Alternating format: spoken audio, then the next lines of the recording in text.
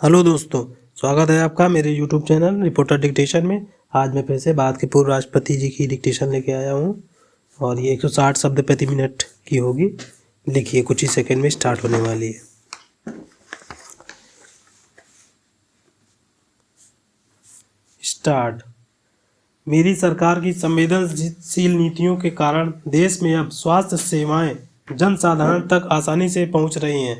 80,000 से अधिक health and wellness centres और करोड़ों की संख्या में जारी आयुष्मान भारत कार्ड से गरीबों को इलाज में बहुत मदद मिली है। सरकार ने 8,000 से अधिक जन औषधि केंद्रों के माध्यम से कम कीमत पर दवाइयां उपलब्ध कराकर इलाज पर होने वाले खर्च को कम किया है। सुलभ और सुगम स्वास्थ्य सेवाओं के लिए उठाया गया आयुष्मान भारत डिजिटल मिशन भी एक बड़ा कदम है। कोरोना काल में भारतीय फार्मा सेक्टर ने भी अपनी श्रेष्ठता को साबित किया है। वर्तमान समय में भारतीय फार्मा कंपनियों के उत्पाद 180 से ज़्यादा देशों में पहुंच रहे हैं, लेकिन इस क्षेत्र में भारत के लिए संभावनाएं कहीं अधिक व्यापक हैं। फार्मा इंडस्ट्री के लिए मेरी सरकार द्वारा घोषित PLI स्कीम से इन संभावनाओं को विस्तार मिलेगा और रिसर्च को भी गति मिलेगी। पैरा। सरकार द्वारा किए गए प्रयासों के परिणाम स्वरूप योग, आयुर्वेद एवं पारंपरिक चिकित्सा पद्धतियों की लोकप्रियता लगातार बढ़ती जा रही है। वर्ष 2014 में देश से 6600 करोड़ रुपए के आयुष उत्पादों का निर्यात होता था, जो आज बढ़कर 11,000 करोड़ रुपए से अधिक हो गया है। दुनिया के सबसे पहले WHO global centre of traditional medicine की स्थापना भी भारत में होने जा रही है। पैरा।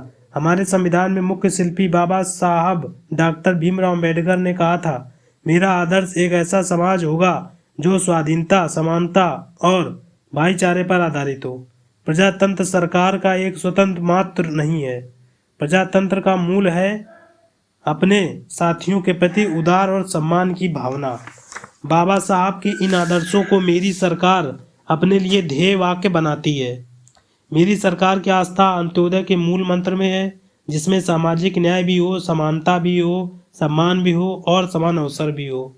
इसलिए सरकार की नीतियों में गांव, गरीब, पिछड़े, अनुसूचित जाति एवं जनजातियों को सर्वोच्च प्राथमिकता दी जा रही है।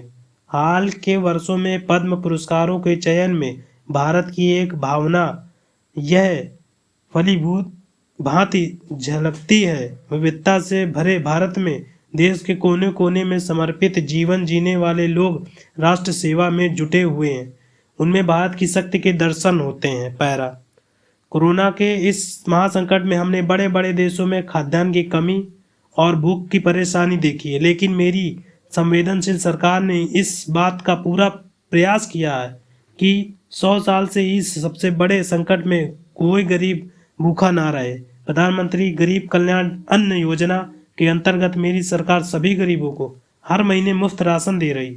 80 करोड़ लाभार्थियों को 19 महीनों से खाद्यान्न वितरित करने हेतु 2,60,000 करोड़ रुपए के खर्चे के साथ भारत में आज दुनिया का सबसे बड़ा फूड डिस्ट्रीब्यूशन प्रोग्राम चलाया जा रहा है। वर्तमान परिस्थितियों को देखते हुए संवेदनशीलता के साथ मेरी सरकार ने इस योजना को मार्च 2022 तक बढ़ा दिया है। पैरा। कोरोना काल में गरीब के स्वाभिमान और उसके रोजगार की रक्षा करने के लिए सरकार प्रधानमंत्री स्वनिधि योजना भी चला रही है। यह योजना हमारे रेहड़ी पटरी वाले भाइयों बहनों के लिए बहुत सहायक सिद्ध हो रही है। इस योजना के तहत अब तक 28 लाख रेहड़ी पटरी वालों को 2,900 करोड़ रुपए से ज़्यादा की धनराशि जारी की गई है। सरकार अब इन स्ट्रीट वेंडर्स को ऑनलाइन फूड डिलीवरी करने वाली कंपनियों के साथ भी जोड़ रही है। श्रमिकों के हितों की रक्षा के लिए सरकार ने ई-श्रम पोर्टल भी शुरू किया, जिससे अब तक 23 करोड़ से अधिक श्रमिक जुड़ चुके हैं। जन धन आधार मोबाइल अर्थात जैम ट्रिनिटी को भारत सरकार ने जिस तरह नागरिक सशक्तिकरण से जोड़ा है, उसका प्रभाव भी हम लगातार देख रहे हैं। 44 करोड़ से अधिक गरीब देशवासियों के बैंकिंग सिस्टम से जुड़ने के कारण महामारी के दौरान करोड़ों लाभार्थियों को सीधे कैश ट्रांसफर का लाभ मिला है। डिजिटल इंडिया और डिजिटल इकोनॉमी के बढ़ते प्रसार के संदर्भ में देश के UPI प्लेटफॉर्म की सफलता के लिए भी मैं सरकार के विजन की प्रशंसा करूंगा।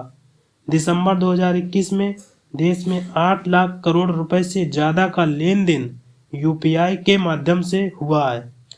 यह इस बात का उदाहरण है कि हमारे देश में जन सामान्य द्वारा बदलाव और तकनीक को बहुत तेजी से अपनाया जा रहा है। स्टॉप।